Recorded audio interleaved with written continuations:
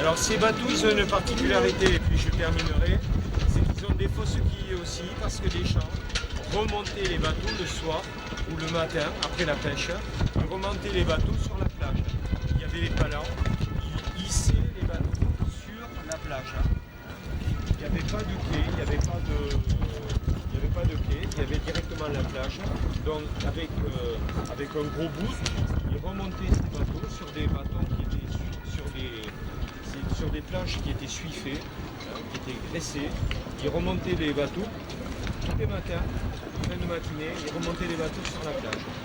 Et le soir, ils les larguaient et les bateaux reglissaient dans l'eau. Est-ce que vous avez des questions? Ouais, ça. C'est petit remontant. En cas d'avarie, ça. Vous donnez du cœur à l'ouvrage aux marins. Alors, tu poses une bonne question. Parce que... Tu peux répéter parce qu'on n'a pas entendu. Qu'est-ce que ce liquide Alors, qu'est-ce que c'est? C'est très intéressant. Parce que... Voilà, c'est très intéressant. Ça.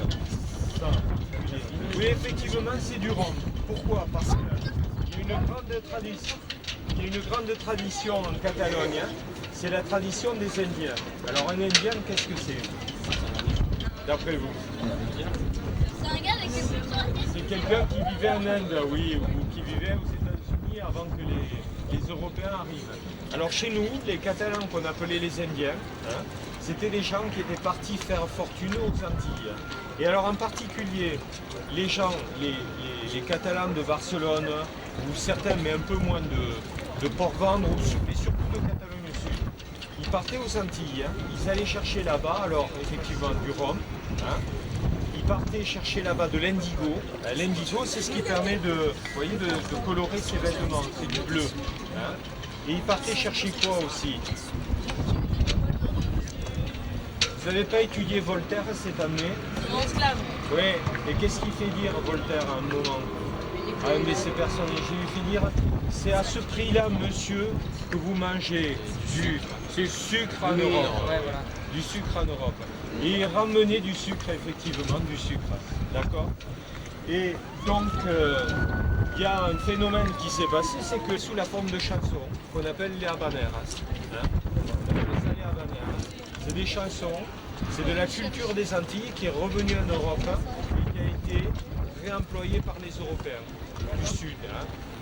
Donc ça a donné les habaneras, ça a donné aussi un petit peu le fado. Hein. Le fado s'inspire un peu de tout ça.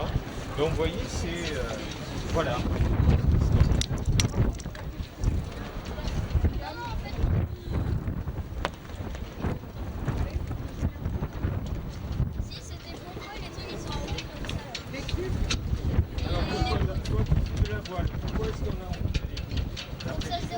Non, pour pas tous en même. Voilà, pour que ce soit, il y a une expression là qui est qu'on utilise. Être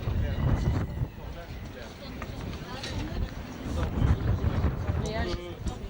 Voilà, qu'il ne soit pas embrouillé, qu'il est léger directement.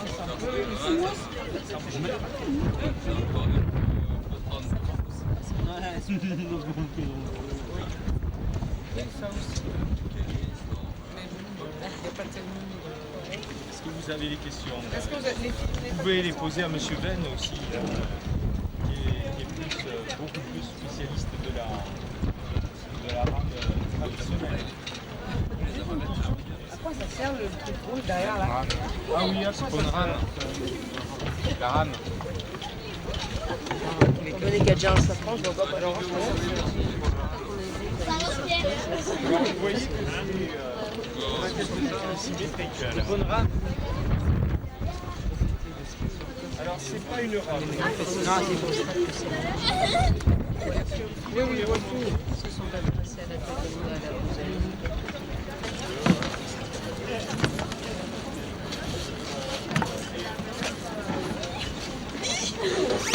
Oh là là, allez, reprenez le chapeau. Moi, c'est le deuxième et le troisième de la fin.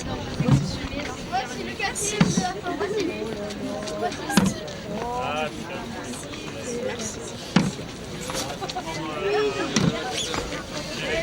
récupérez vos seins. Merci. Et voilà.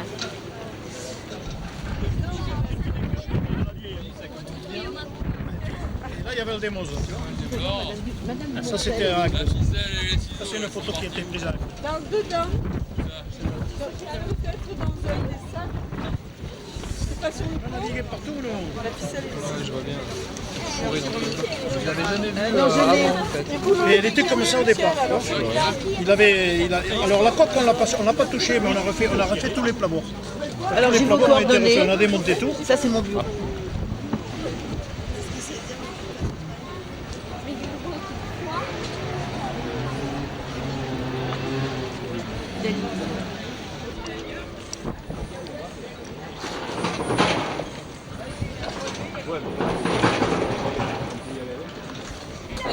Restez là-bas. Elle veut prendre la photo.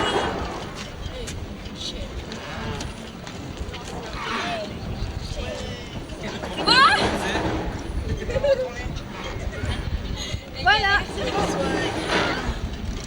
Le chapeau, moi. Je suis comme ça. Oh, chère, elle est partie dans l'eau.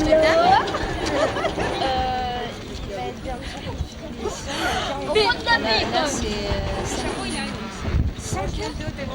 Ah, mais ça va, c'est 5 heures. Je pense qu'il était 6 heures. Monsieur.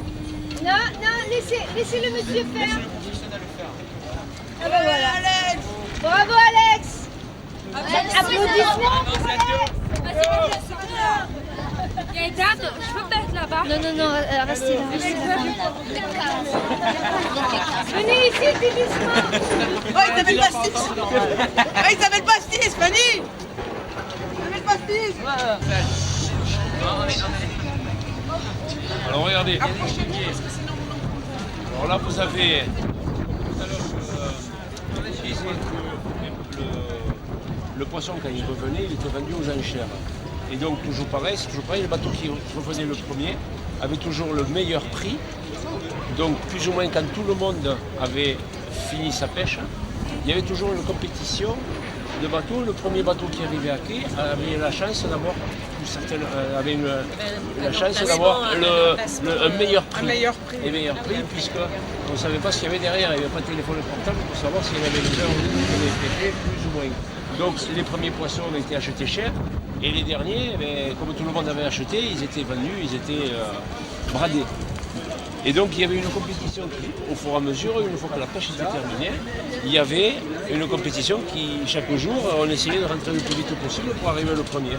Alors quand il y avait de la voile, ça faisait une régate de voile. Quand il n'y avait plus de voile, comme souvent nous, fin de journée, quand il fait beau l'été, le vent tombe, il y a plus rien, et donc ils se mettaient à ramer.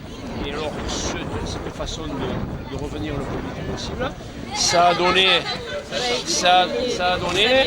on a fait des barques qui sont de même avec 6 rameurs, et on fait des compétitions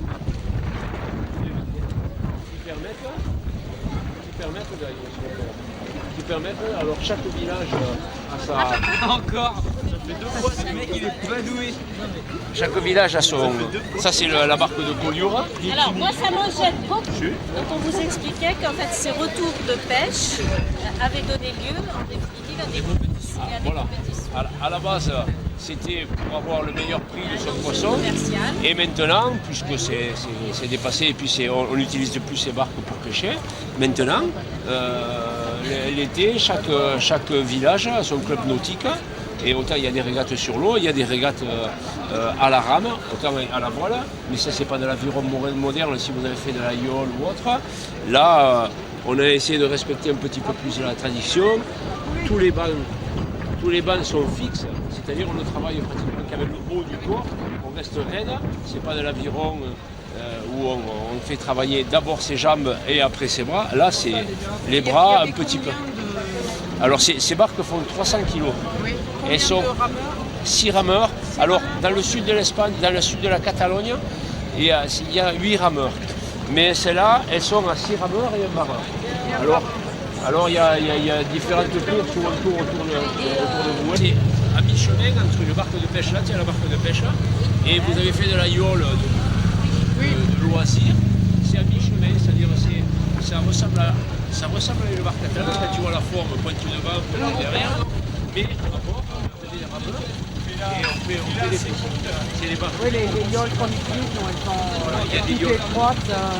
Et on est C'est-à-dire comme on est des en monos. fibre. Hein, on C'est a le des juste biplaces, milieu, c'est-à-dire c'est on va dire des vieilles formes Oui, oui. et quand même beaucoup plus Ils sont de plus légères. en plus en bois, souvent. Voilà, et non, ça c'est du fibre, c'est du plastique. C'est du plastique. Et elles sont Elles sont refaites à l'identique. voilà. Et donc ça donne lieu à chaque village, le jour de la fête de Collioure, le jour de la fête de la Bagnole. Il y a une course. Il y a des courses et tous les villages viennent. Bon, c'est comme La tradition comme les Voilà, joutes à c'est- Sète ou ailleurs. quoi. Voilà, c'est exactement C'est, pareil. oui, ça fait partie du folklore local.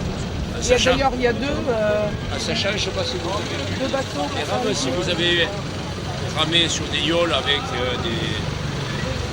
de l'alu ou du carbone qui sont très légères, qu'on prend du pied droit et que ça va très vite. Là. Si vous voyez les rames qu'il y a, c'est à pleine mer et chaque rame, elle doit faire 5 ou 6 kilos. Ouais, ben nous, on est les yoles de la Fédération d'expédition pour l'initiation. Voilà, c'est yole. bateau, Oui. comme ça.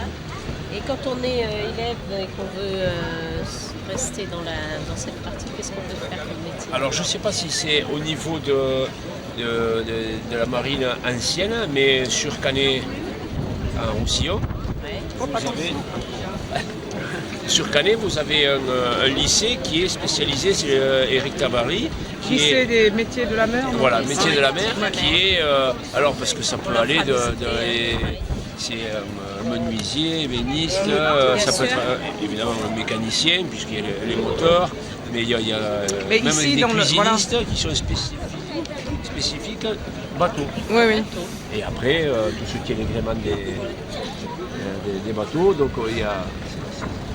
Bon, je pense que quand on Mais voit- ici, disons, il y a quand on même voit dans les le bateaux Var, qu'il y a ici, je pense que il y a pas mal de il y a de l'avenir chantiers, aussi de dans les chantiers chantiers. navals. Hein. Oui. Et on On peut espère. trouver, Et en réparation, disons, bien sûr. des postes d'apprentissage. Il y en a quand même pas mal dans ces métiers. Hein. Et sur quoi? Hop, hop, hop, hop, hop. Fanny. Je vais l'apporter parce que ça fait un petit moment, je ne veux plus qu'il ait ça dans le dos. Ça va aller. Ah, quelqu'un a entendu ça là.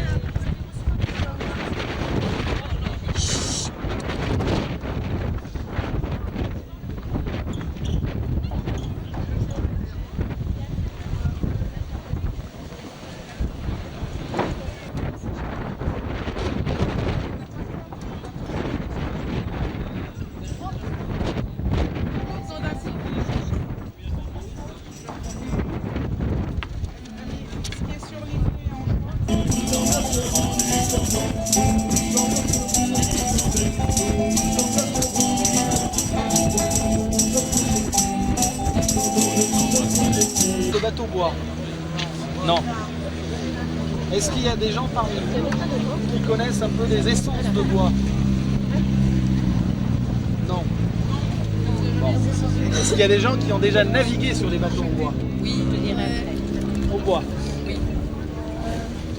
Et ceux qui ont navigué sur des bateaux en bois, est-ce qu'ils ont navigué aussi sur des bateaux en polyester ou des bateaux classiques quoi? Et la différence, quelle différence vous ressentez plutôt entre le poids. Et donc, quand on dit poids, dans l'eau, on dit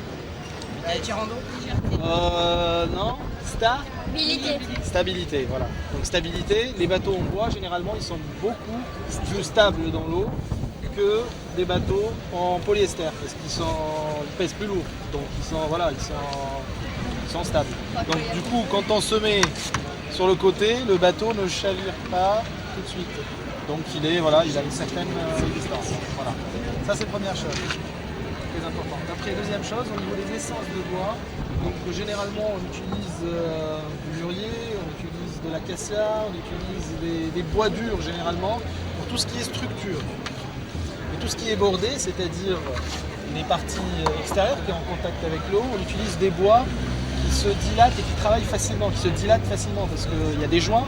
Et donc quand le bateau est dans l'eau, il y a le bois qui travaille, qui se dilate et qui bouche un peu tout ce qui est joint entre les planches. Donc ça crée aussi l'étanchéité. Et cette même étanchéité est assurée aussi par des bouts de ficelle qu'on met entre les morceaux de bois. Du calfatage, qui est là.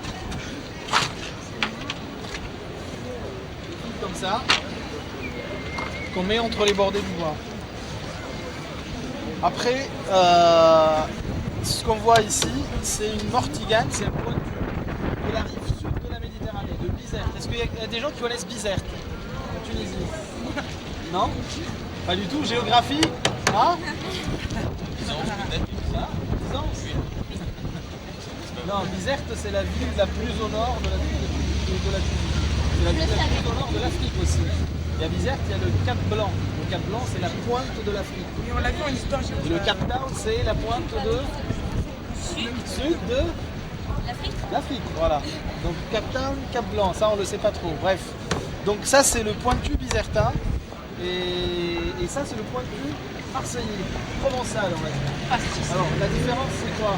Bon, elle est très voilà au niveau de la proue, au niveau. Il faut savoir que la mer du côté des Bizertes, elle est très agitée, il y a beaucoup de vent, donc il y a les coques qui suivent. Donc il y a la protection contre la houle qui se fait à travers ces pavois qui sont légèrement plus hauts que les barquettes classiques. Donc voilà, et quand on fait des bateaux en bois, on a la chance et la possibilité de faire des bateaux sur mesure, à la demande du pêcheur, ou à la demande du plaisancier, ou à la demande de l'utilisateur. Donc ce qui fait qu'on a le bateau qui nous ressemble, dans lequel on peut... dans lequel il y a toutes les commodités qu'on a envie d'avoir. Si on est un pêcheur amateur, un plaisancier amateur, on va pouvoir avoir les tiroirs qu'il faut, les agencements qu'il faut, les tailles de... Voilà quoi. On peut vraiment faire le bateau qui nous ressemble.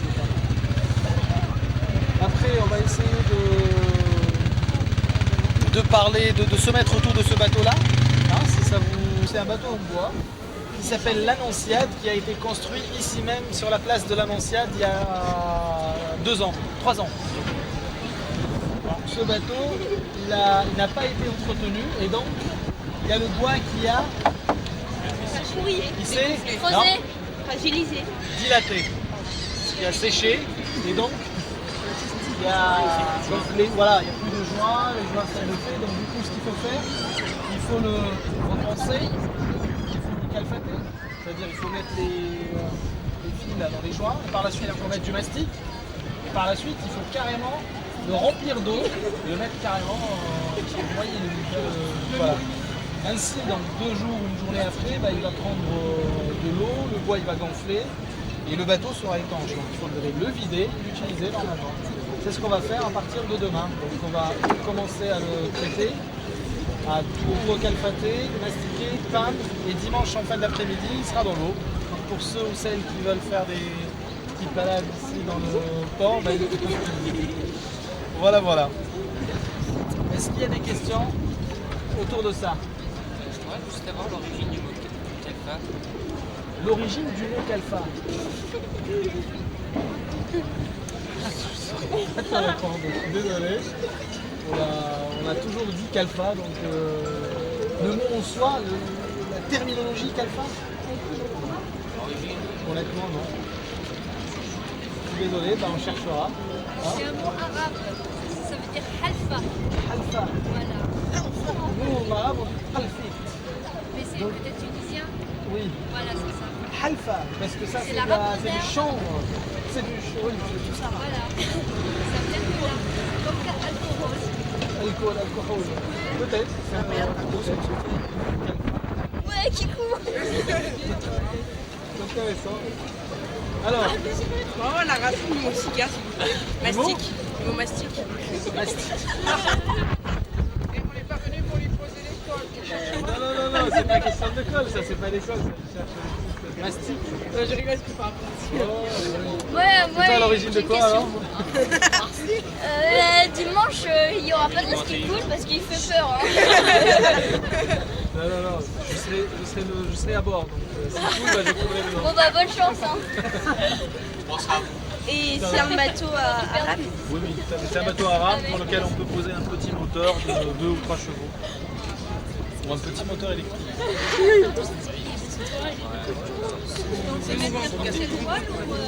Alors ici, lui actuellement tel qu'il est, il n'est pas équipé en pour recevoir une voile, mais ceci dit, pour pouvoir équiper les voiles, les mâts se positionnent au tiers avant du bateau, c'est-à-dire c'est à peu près ici. Donc il faudrait mettre une planche comme ça ici, faire un trou dedans, et passer le mât par ici. Il faut faire un socle Je sais pas. voilier qui lui va pouvoir aussi recevoir le mât. Et oui, on peut imaginer une voile comme ça.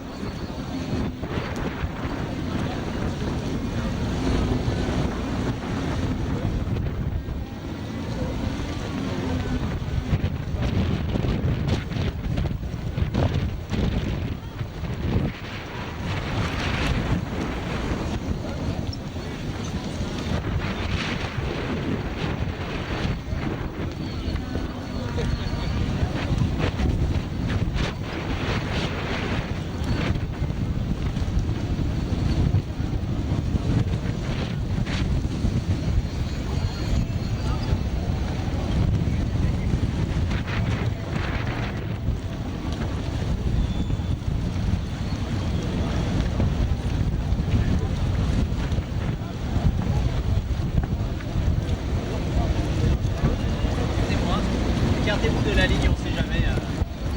Écartez-vous bien, on ne sait jamais.